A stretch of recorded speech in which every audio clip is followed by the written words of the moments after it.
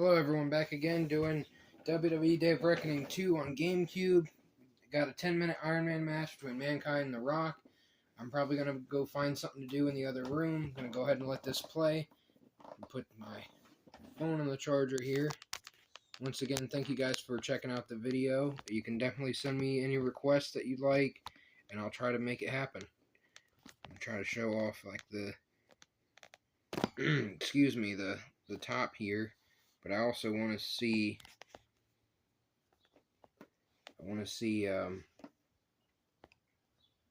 their momentum bar as well. Sorry for the shakiness here. And there's the time limit. I think that's pretty good. Yeah, it's not great.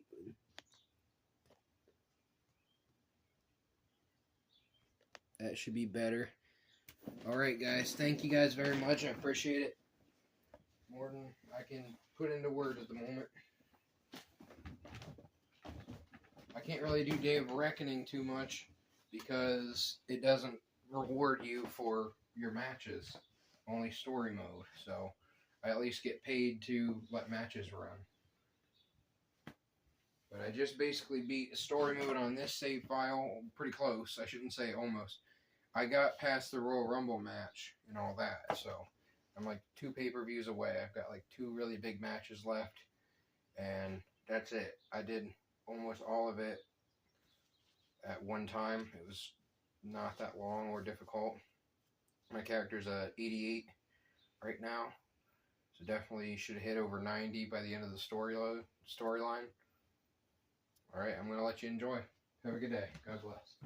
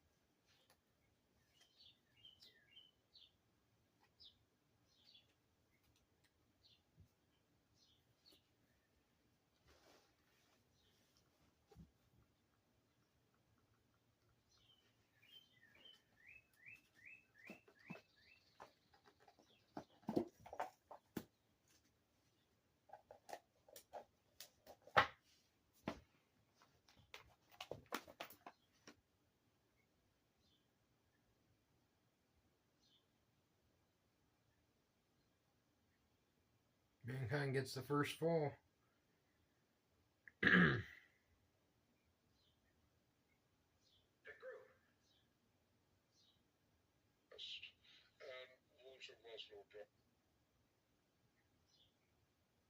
These are Babylonian. The intercourse of us. Talk about it. They won't let you bring it up. They always bring up the.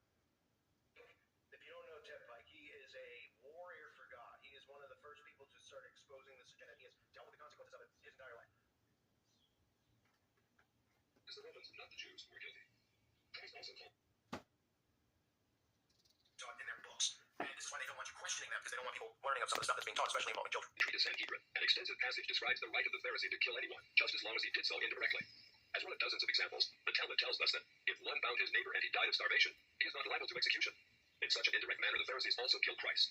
Manipulating the Romans to actually wield the spear and sword, the Pharisees claim, as their descendants do today, that since the Romans were the direct cause of the death of Christ, it is the Romans, not the Jews, who are guilty. Christ also called the Pharisees adulterers, an adulterous generation. The Talmud provides generous loopholes for adultery. It says the penalty for adultery does not include sex with a minor, the wife of a minor, or the wife of a heathen. The Talmud also encourages seduction of unwed adolescent girls called designated bondmaids. But it's important how such rapes are performed. With the designated bondmaid, one is guilty only in the case of natural connection, but not in the case of perverse connection. The Pharisees reasoned that rape in a perverted manner is outside the jurisdiction of the law. Normal rape, however, was punishable. In Babylon, sexual perversion of every kind had been a way of life for millenniums. The Pharisees were deeply influenced by such practices. In 3 of the major treatises of the Talmud are found extensive passages which give legal endorsement to seduce and marry 3-year-old baby girls. In fact, many of the greatest rabbis of the Talmud, including Simeon ben Yochai, upheld this privilege. Today in Israel, thousands of Jews go to Meron every year to venerate the memory of Simeon ben Yochai, one of the most respected rabbis in the history of Judaism. In one of dozens of endorsements of child sex, Simeon ben Yochai said, "A proselyte under the age of 3 years and a day is permitted to marry a priest." Agreeing with Ben Yochai, the great Rabbah said, "When a grown-up man has intercourse with a little girl, it is nothing. Or when the girl is less than just 3 years and a day, it is as if one put the finger into the eye." The footnote to this passage says, "As tears come to the eye again and again, so does virginity come back to the little girl under 3 years." The same section confirms that sexual activity with small boys is in the same category. The intercourse of a small boy is not regarded as a sexual act.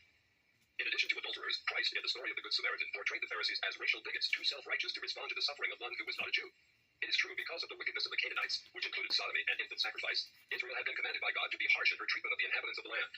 God made it clear that the Canaanites were not simply to be avoided, but destroyed.